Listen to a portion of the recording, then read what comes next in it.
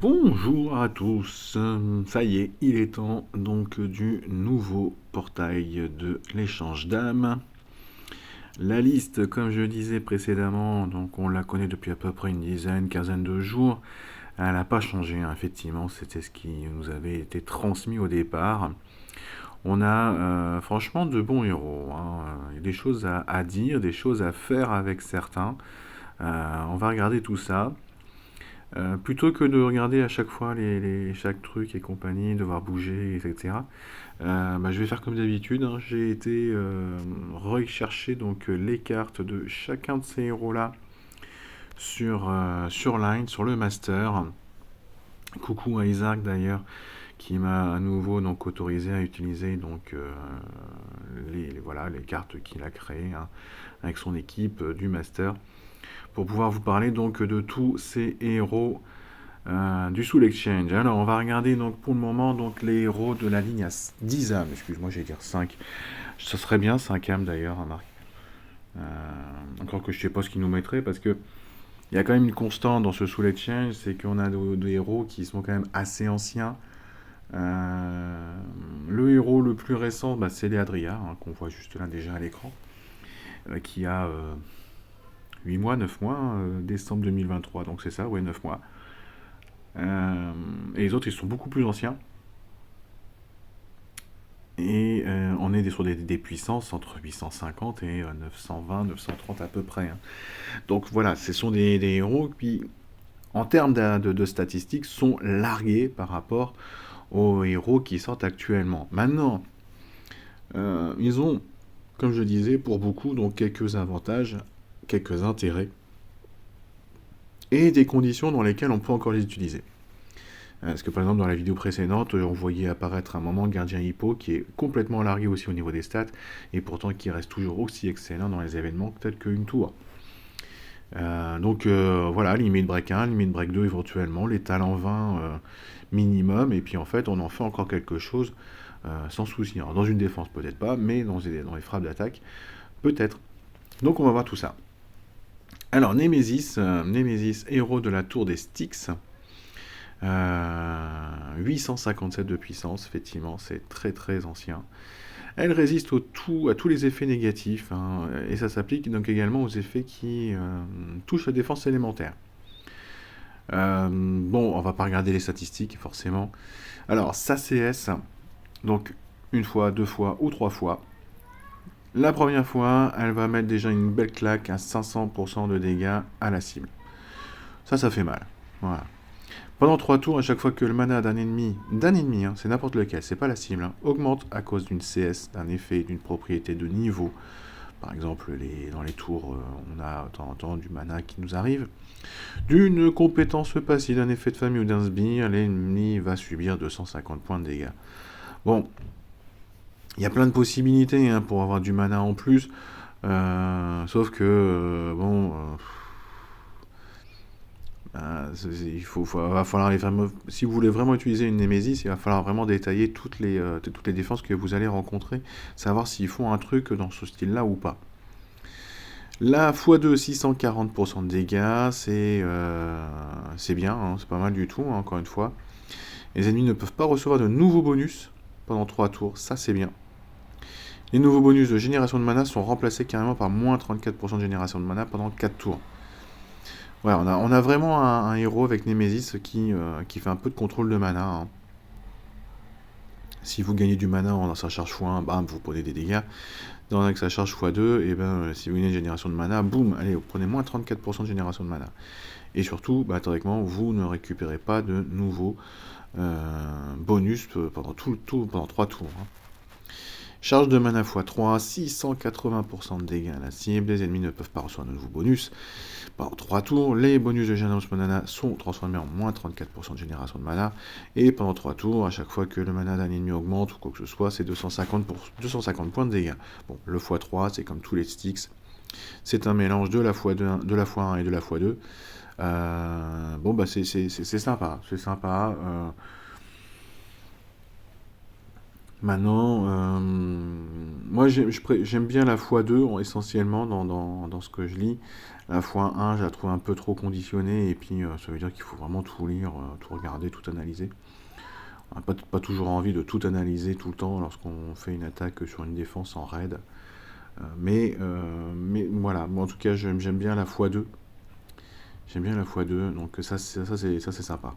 Et la x3 bien évidemment aussi, mais encore faut-il que on aille jusque là. Léadria, donc la héros la plus récente, ecclésiastique. Elle a la santé boostée lorsqu'un de ses sbires meurt. Elle gagne 50 points de vie. Bon, c'est pas énorme, mais c'est en boosté. Et elle résiste à tout ce qui est la baisse de réduction, enfin la réduction de mana hein, maximum. Donc ça c'est pas mal. HOTM de décembre 2023.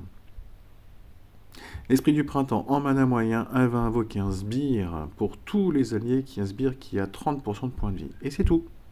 Le sbire n'attaque pas. Voilà, bon, 30% de points de vie, ça va, c'est pas un sbire non plus complètement ridicule, même si ça reste un petit sbire, donc ça veut dire que Ojima, Lucard, Gobler, Cormec et compagnie se font plaisir avec les sbires de Léadria. Lorsqu'il est invoqué, le sbire esprit du printemps, booste la santé de son propriétaire de 86 points aussi longtemps qu'il est actif. Et ça, c'est à chaque tour. Donc, ça fait un soin boosté au tour par tour. Donc, il ne faut pas lui laisser trop longtemps ces sbires, sinon ça devient un peu pénible. La CS de tous les alliés est augmentée de 20% de dégâts supplémentaires pendant 4 tours. Ça, c'est sympa comme tout. Et puis le lien élémentaire, 10% de dégâts de CS supplémentaires pour 4 tours. Ça en fait un héros, mine de rien, sur le classement que j'avais fait moi aussi au niveau donc, des HOTM de 2023. Un héros tout à fait intéressant, hein, des choses qui sont sympas, un héros support, on peut dire, limite, hein, en tout cas qui fait du soin et puis qui va booster un petit peu les copains. Si vous avez un autre HOTM 2023 que vous utilisez beaucoup, vous avez le lien alimentaire qui va donc se mettre sur tout le monde. Et surtout, si vous affrontez pas un héros anti-sbire en face, ça fait de Léadria un héros intéressant. Voilà, donc, mais bon, ça mérite bien évidemment au moins un limite break 1 et des talents. Mais Léadria, pourquoi pas, et donc sympathique. Ulius, peut-être.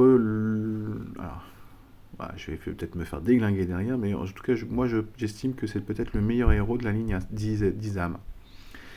Magicien, donc la tour de magie justement.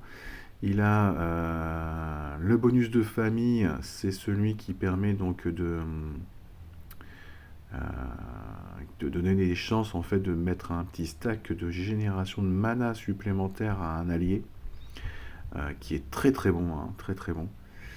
Alors, le 2 passif, donc il va faire des dégâts quand il balance sa CS. Hein. Une chance sur deux d'infliger 100% de dégâts à tout le monde, et si c'est la CS, si vous avez chargé la x2, c'est, voilà, il déclenche, et puis il fait 100% de dégâts à tout le monde. Donc il va faire déjà au moins un petit peu de dégâts, grâce à son passif, une chance sur deux, ou 100% de chance en fonction de la charge 1 ou 2. Deuxième passif, c'est qu'il va mettre donc des stacks, un cumul de moins 5% de génération de mana sur tous les adversaires, s'il fait sa x1, et moins 10%, il va mettre 2 cumuls donc, s'il fait sa x2. Ça fait des héros en fait qui contrôlent le mana, mais c'est génial, moi j'ai kiffe. Hein. J'ai Ray dans la famille donc, de la tour de la magie, c'est un bonheur en fait de pouvoir balancer des cumuls de génération de mana négatifs. Wow, j'adore, je kiffe. Bref. Donc pour moi, ça fait un très très bon héros, et certainement un héros envisagé sur cette ligne à 10. Et c'est quand même assez rare que nous ayons des héros dans la ligne à 10 qui soient aussi intéressants, je trouve. Alors maintenant, qu'est-ce qu'il fait avec sa CS ? Alors sa x1, il va donc invoquer un sbire pour tous ses copains, avec 15% de points de vie, bon, c'est pas énorme, 20% d'attaque, c'est toujours ça. Mais ce sbire, il fait autre chose, c'est qu'il va donner 20% de génération de mana à son propriétaire tant qu'il est actif. Et je vous rappelle que les héros de la tour magie, ils déclenchent avec très très peu de tuiles. Donc vous pouvez éventuellement vous donner d'un seul coup des boosts de génération de mana et de CS qui vont déclencher dans tous les sens. Bref, ça c'est un avantage non négligeable et surtout à prendre en compte également. Excusez-moi pour cette interruption. Donc je parlais de quoi? Je parlais de la génération de mana, du mana en général. Donc les héros donc, de la tour de magie, c'est pour faire la x1, c'est 6 tuiles de mémoire. Vous pouvez donc à chaque fois vous donner un petit stack de génération de mana à un allié. Et puis derrière, vous balancez des stacks négatifs pour le coup aux adversaires de moins 5% de génération de mana. Et vous gagnez, surtout si vous faites la x1, vous gagnez 20% de génération de mana grâce aux sbires. Et Ulius va le gagner aussi. Ce qui veut dire, c'est que derrière, il va pouvoir déclencher d'un seul coup en 5 tuiles. Il va déclencher avec de moins en moins de tuiles. Avec 5 tuiles par derrière pour sa x1. Donc un très très bon héros. Et qui donc peut, avec sa x1, donc déjà être vraiment déterminant dans votre raid. Avec sa x2, il va invoquer cette fois-ci un démon pour les adversaires, sachant que déjà, s'il fait sa x2, il fait 100% de dégâts grâce à son passif. Donc il fait déjà 100% de dégâts, et puis en plus, donc il fait un démon.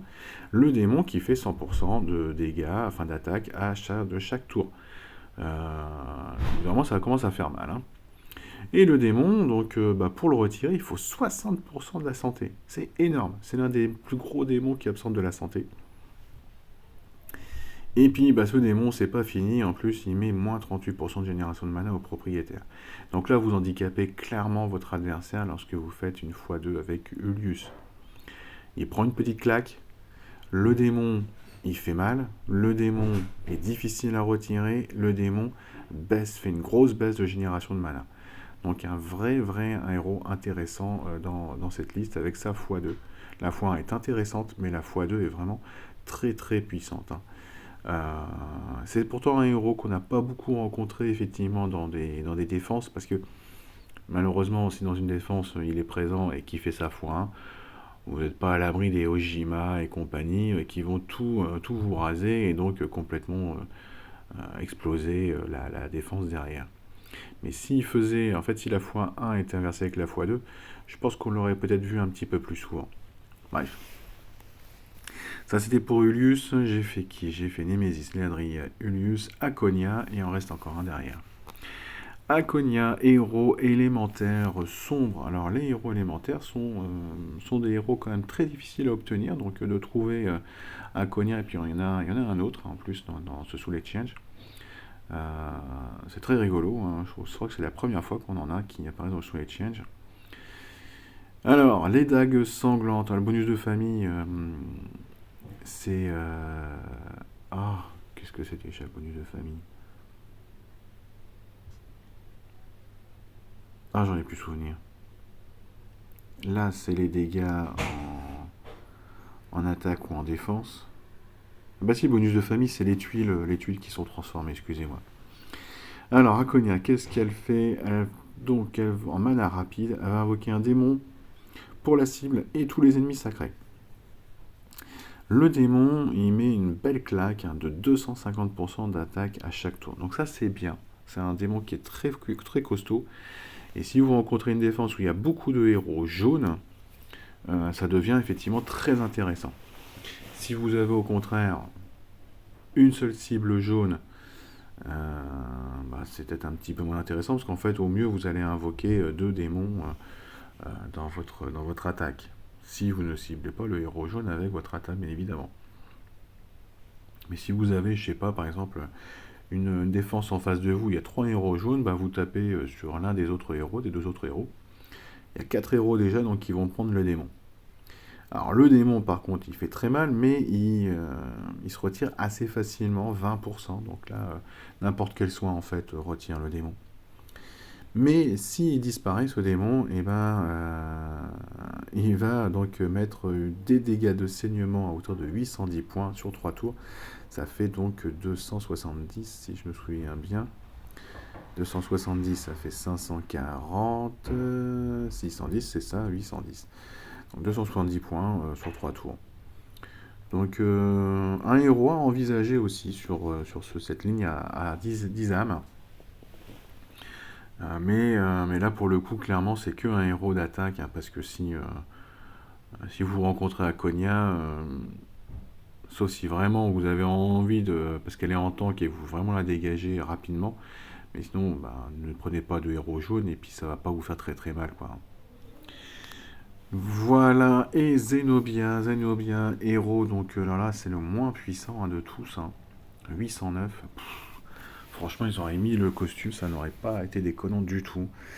Zenobia, c'est un héros titan. Voilà. Faut dire ce qui est.